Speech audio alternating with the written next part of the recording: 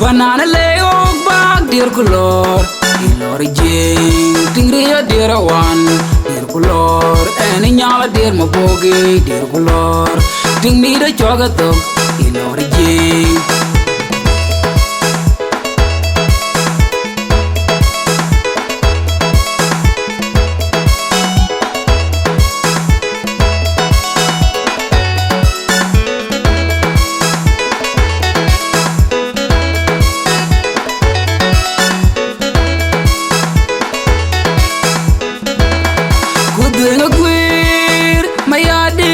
Yedunga gwir kangi ya pu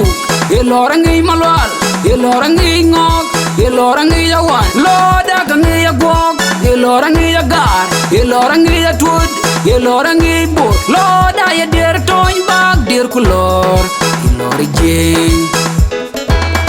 kudunga gwir yelo ya dik yelor der tingi de choga to muni de der mago lor ya good banana leo bag dir kulor ilor jing tingriya dir wan dir kulor eni nyala dir maboge dir kulor tingni da choga to ilor jing wege ya chol monjang wege ya chol del chol wege ya chol num na wege ya chol ben bulo dir bug deng monjang nyotin mit panana jing ya gol dueng jaran ben ku jokrom bulo dir bug deng monjang nyotin mit dir kulor wege ya chol monjang wege ya chol del chol wege ya chol num na wege ya chol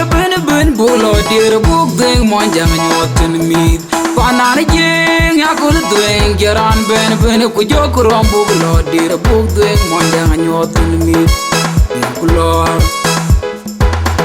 kudunga gwir yelo ya dik yelor der tingni de choga to muni de der mago lor ya good banana leo bag dir kulor yelor jing tingri ya der wan dir kulor eni nyala der maboge dir kulor tingni de choga to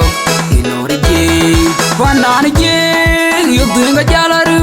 yelor gwir dig yegure dam dog enyaka gun matin rinte kolonial ranere weyuti rawiya gam dog tire ka jala gu nyala kana kara war bag dir kulor yelor jing kudunga gwir yelo ya dig yelor der tingni de choga dog muni de der mago lor ya good banana leo bag dir kulor yelor jing tingri ya dir wan dir kulor eni nyala dir maboge dir kulor tingni de choga to yelor jing banana jing yudunga jalaru yelor gwira dig yegure dam dog enyaka gun matin rinte kolonial ranere weyuti rawiya gam dog tire ka jala gu nyala kana kara war bag dir kulor yelor jing kudunga gwir yelo ya dig yelor der tingni de choga to muni de der mago lor ya good